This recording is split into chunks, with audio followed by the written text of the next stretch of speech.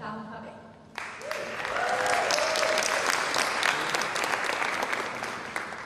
I have worked hard all of my life to provide to my family. I came from Cuba very young with my daughter, and as a single mother, I raised her. Now even I'm helping my mother, 91 years old mother, dealing with health issues and even dementia.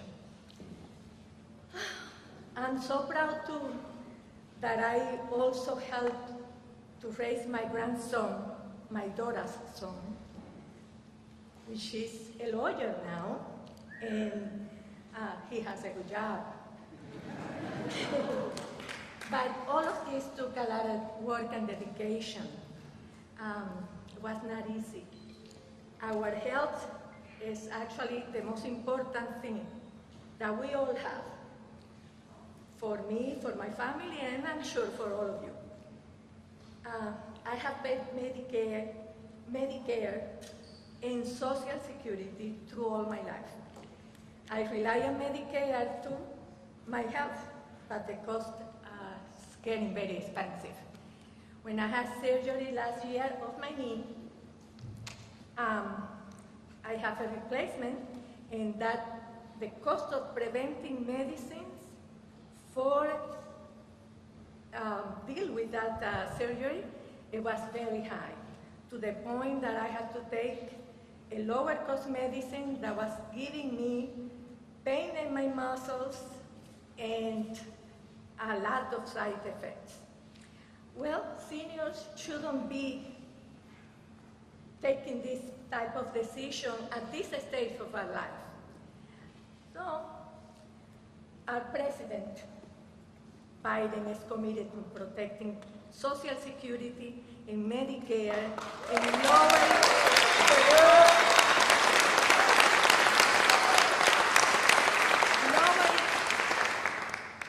lowering the cost of health care for people like me and like you. Last year, he took on pharma and won. Thanks God.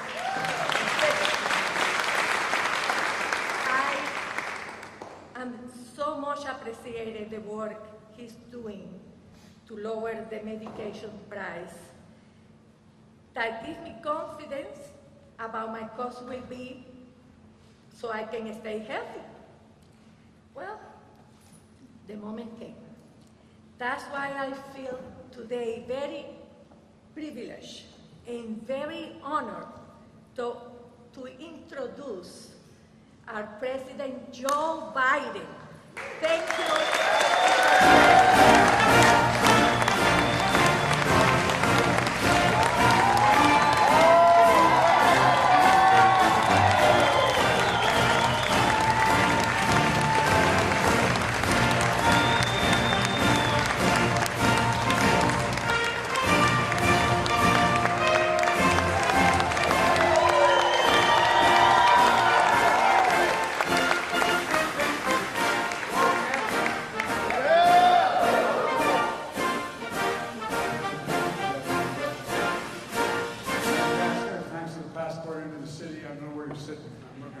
There you are. Thanks for the passport. And I want to also thank the members of Congress for today. Kathy Castor, who represents this district, and Darren Soto, both good friends. Two champions for opportunity, health care, and a safer climate for the people of Florida. I can't stand here and not tell you how much I admire Charlie Crist. Charlie?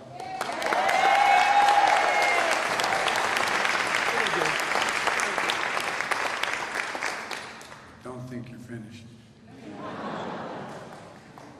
Look, there's so many things we could focus on today at this great university, from education to foreign policy and a whole range of other issues. But earlier this week, I reported on the State of the Union. I said,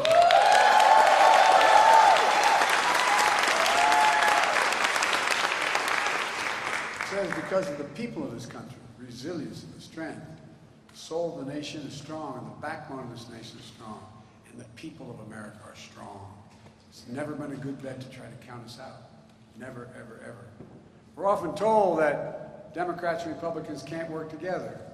But as I told my Republican friends on Tuesday, if we could work together the last Congress, and we did, there's no reason we can't work together to get things done as well in this Congress. And Pat Pesquet, an old friend of mine, when I was up in the Senate for 270 years, knows I know what I'm talking about on that score. We passed more major pieces of legislation in our first 2 years together, Democrats and Republicans, than any administration in history. The bipartisan infrastructure law, that was $1.2 trillion we agreed on to make us #1 in the world again. The CHIPS and Science Act, which is causing the investment of $300 billion, $300 billion to build these new fabs, they call them, factories to make chips, which we invented here in America, I might add. The PACT Act, which is to save the families and keep our commitment to all those who found ourselves in real trouble. Bipartisan, we passed the Respect for Marriage Act. Don't tell me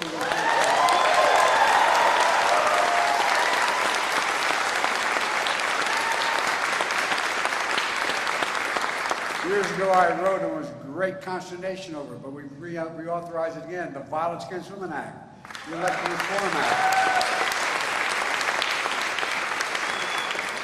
Folks, we did that in a bipartisan way. Democrats and Republicans did it. I don't know why they don't acknowledge they did any part of what's making the country great again. But in addition, we passed the American Rescue Plan, the Inflation Reduction Act. The people sent a clear message. Fighting for the sake of fighting gets us nowhere. There's things that we got to get things done. That's always been my vision for the country, and I think that's what the American people said in this off-year election. Yesterday, I went to Wisconsin, nice and warm like down here. To talk about how we're building an economy from the bottom up and the middle out. I'm so tired of trickle-down economics, not allowed to trickle down to my dad's table when we were growing up. Today, I came to Florida to talk about a critical piece of that plan, giving families and seniors just a little more breathing room, my dad would say, to lower your health care costs, and especially important here in Florida. As I'm not surprised any one of you, it is to other people around the nation, you have the highest percentage of seniors of any state in the nation. The highest percentage. Folks on fixed incomes, relying on Social Security and Medicare to get by. They deserve a greater sense of security and dignity. That's what my plan offers. To many Americans, lay in bed at night, staring at the ceiling, wondering what happens if I get sick, if I get cancer, or my wife gets breast cancer, or the kids get really sick. What happens? What happens? We're going to have to sell the house. How are we going to pay our bills? I know my dad did that when he lost insurance at the company he worked for. Look, I get it. I signed the Inflation Reduction Act and took on the most powerful interest we've been fighting for years, pharma, to bring down health care costs so you can have a better night's sleep.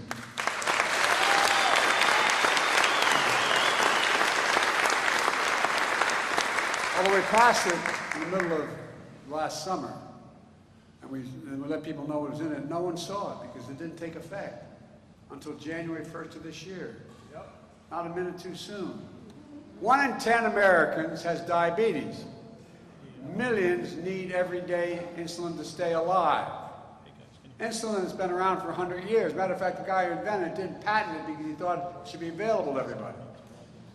It costs drug companies roughly $10 a vial to make, $13 total to package. Yet Big Pharma has been unfairly charging people hundreds of dollars more, making record profits, but not anymore.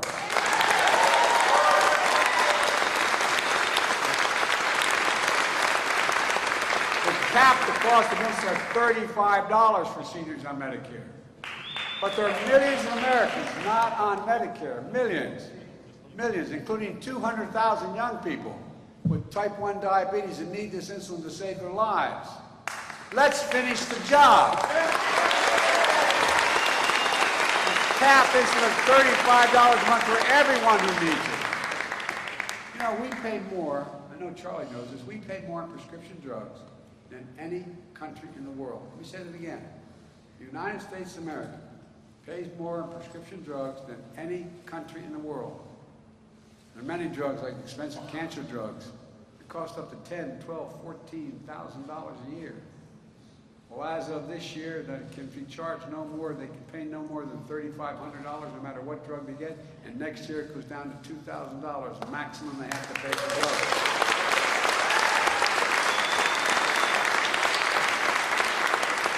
No matter how expensive the drug is, the total for the year is only had to be $2,000.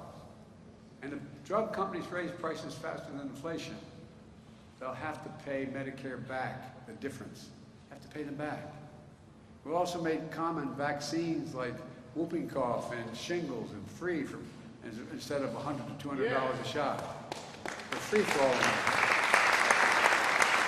We're finally giving Medicare the power to negotiate drug prices. We're trying to do this for years. And by the way, just hold for a second. One of the things a lot of you know, we're in the military, we're able to, at the VA, they can negotiate the price they're going to pay for the drugs that soldiers and sailors and airmen, et cetera, need. But Big Pharma, up to now, has always stopped their ability to negotiate with them. Well, they're by the way, the only group in the world we can't negotiate with. We couldn't negotiate. But we finally got it done. Bringing down prescription drug costs doesn't just save seniors money. It will cut the federal budget by hundreds of billions of dollars. Not a joke.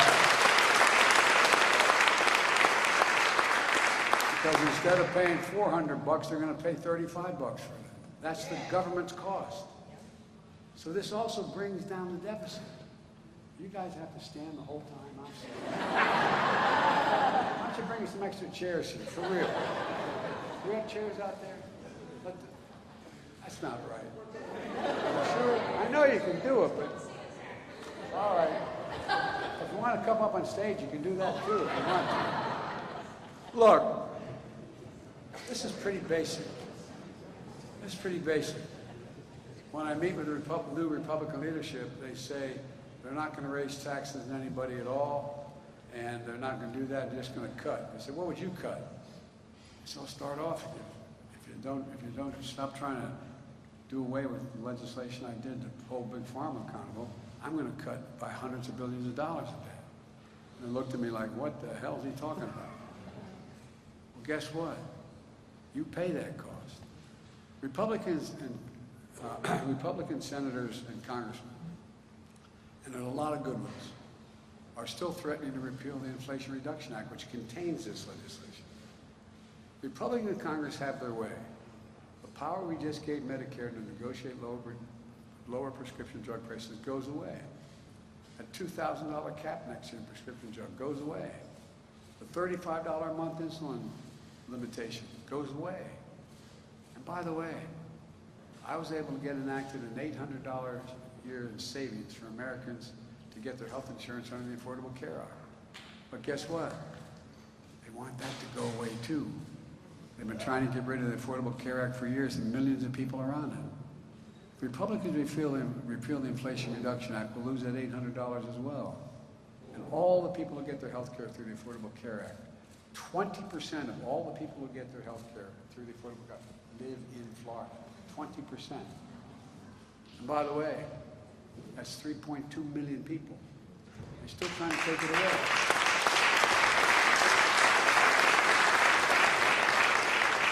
And I might note just parenthetically, I'll get back to this, but we were able to do all this, and I cut the budget by $1.7 trillion. 1.7, more than any president has in all of American history. If you could hold for a second, one of the reasons why is because I thought it was time people began to pay their fair share a little bit. You know, in 2020, there were 55 American corporations of the largest Fortune 500 companies who made $40 billion. They paid zero in taxes. I really did something offensive to them. Made them pay 15%, that's less than a nurse pays or a firefighter. But that 15%, guess what? It paid for all this? Raise your hand.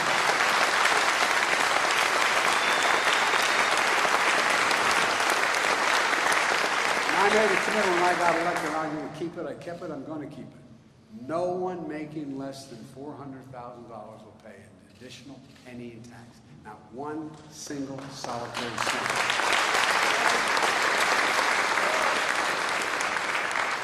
So folks, this is doable. I'm not going to embarrass anybody or myself here by asking you, anybody who thinks the federal income tax system is fair, raise your hand. It's not, look, you got, right now, there are 1,000 trillionaires in America. Billionaires in America. 1,000. It went up from 600 and some, just in 2 years. You know how much they average pay, the average percent of their salary, their income they pay? 3%. 3. Well, it's less than the police officers I met a little bit earlier. Well, folks, look, make no mistake about it.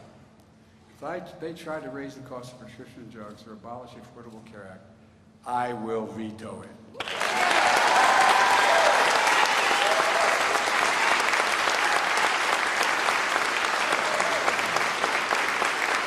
Look, the Affordable Care Act also includes this offer. If a state expands Medicaid, not Medicare, Medicaid for the poor, so low-income folk can get health care, the federal government picks up 90% of the cost. That's the deal, 90%. Well, guess what? The state only pays 10%. It's a great deal. 39 states said, yeah, send it to us. Only in 11 states, including Florida, said, no, we don't want Medicaid. No, I'm serious. Over 1.1 million people in Florida would be eligible for Medicaid if Governor DeSantis just said, I agree to expand it. It's not, this isn't calculus.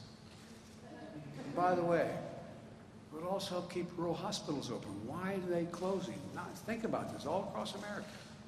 I'll just talk about Florida for just a second. When folks don't have Medicaid that come in and they're poor and the rural folks, the hospital can't charge them. There's nobody to charge. There's no money. They take care of them if they come through the door. But 8 rural hospitals have already closed in Florida since 2005, 8. And 7 others are at risk closing in rural Florida. That's more than a third of all the rural hospitals in this state. And it matters. You know what the reason, the further distance a hospital is from your home, if you have a tragedy, if you have an accident, the higher the percentages you'll die. Because it takes so long to get there, to the nearest hospital. That's just a statistic. The only reason Medicare expansion hasn't happened here is politics. It's time to get this done.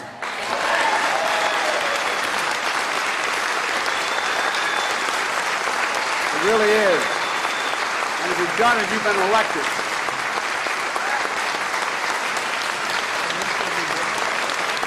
You really mean it.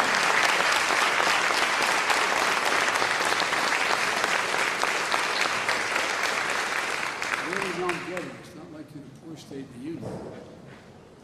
Look, now you may have seen, we had a little bit of a spirit debate at the State of the Union.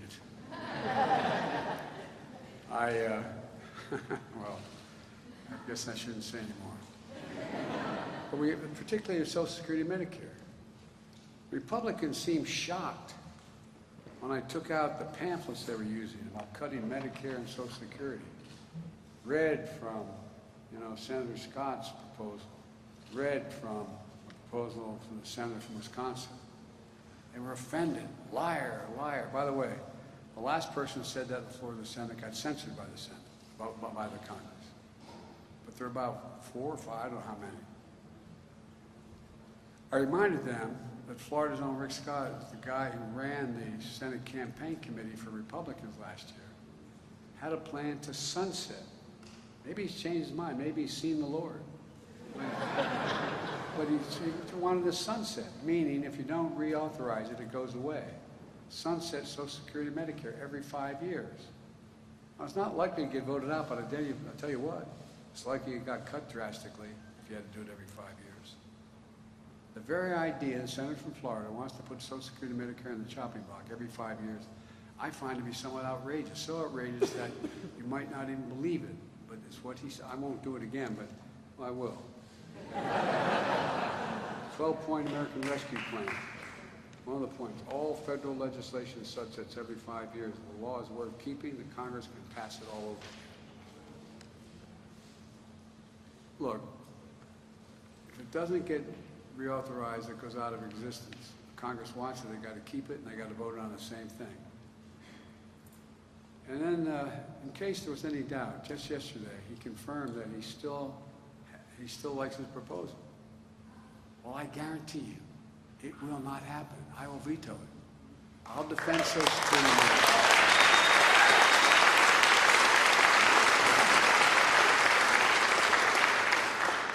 Senator Scott's not the only one. Senator Johnson of Wisconsin, his own party plan. He laid out Social Security should be in the chopping block every year. But look, in his case, as I said, he wants to do it every single year. Let's remember what this is all about. Some of you are on Social Security, or your parents or grandparents are. You earned it. You earned every single penny. You paid into every paycheck you ever got. From the time you were a teenager, you had money taken out for these programs. They're more than government programs. They're a promise we made. Work hard and contribute, and when times come for you to retire, you'll be there. We'll be there for you to help you out. It's been a sacred trust, a rock-solid guarantee. Generations of Americans have counted on it, and it works. The number of seniors living in poverty has plummeted since Social Security was created. And now these guys want to cut it. I don't get it. I really don't. I don't know who they think they are.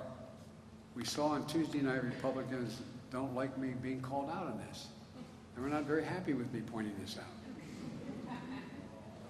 But their words speak. Look, I know that a lot of Republicans, their dream is to cut Social Security and Medicare. Well, let me say this.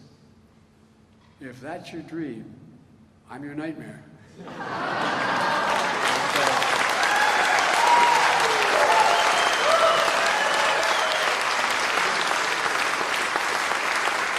By the way, that may be redundant. I think they already think I am.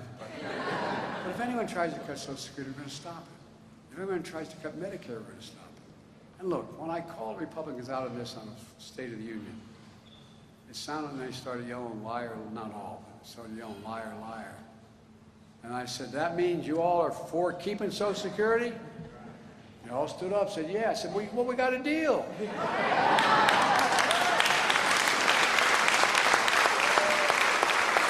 Sounded like they agreed to take these cuts off the table. I sure hope so. I really mean it. I hope so. Because they stood up, the vast majority of them said, yes, we will not cut Social Security or Medicare.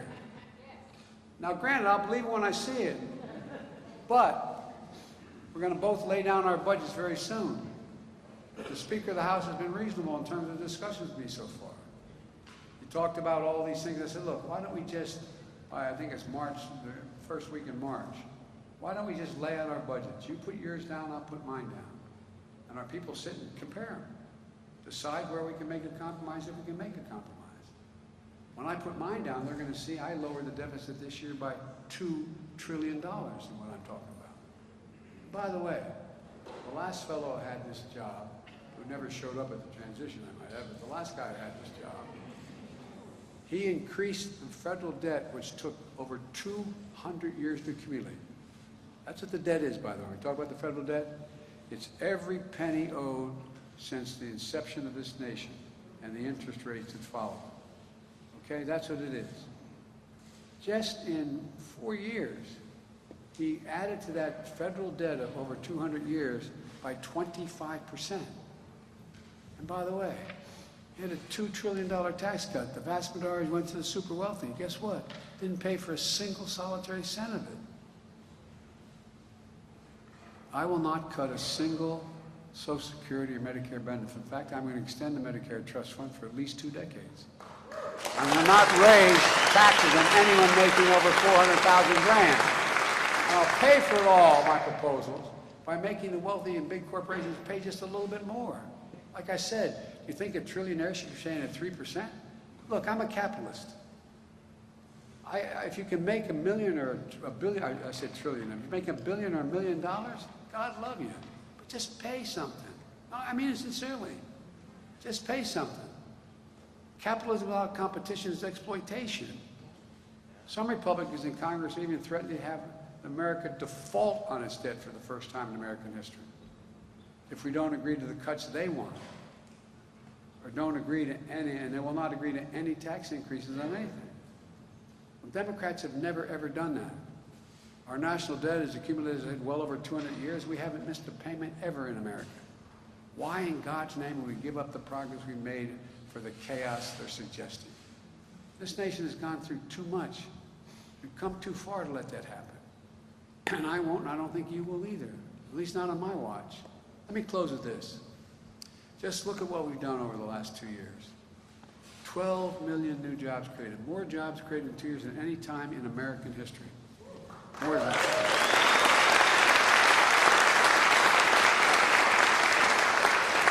800,000 manufacturing jobs. Where in God's name is it written that we can't lead the world in manufacturing again like we used to? The lowest unemployment rate in 50 years. Inflation coming down 6 months in a row with more to go. A record 10 million Americans have applied to start a small business. 10 million. Never happened before. It's clear our overall economic plan is working, but there's much more work to do. Well, let's build on the progress we made. Let's protect lower prescription drug costs for seniors. Expand health coverage for more who need it and can't get it. Defend and strengthen the Social Security and Medicare system. Keep building the economy from the bottom up and the middle out. We know we can do this. I've long said, it's never ever, and I mean this from the bottom of my heart, it's never ever been a good bet to bet against the American people. And I can honestly say,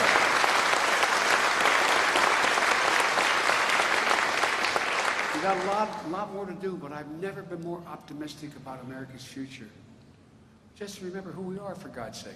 We're the United States of America. Nothing is beyond our capacity if we work together. So God bless you all, and may God protect our truth.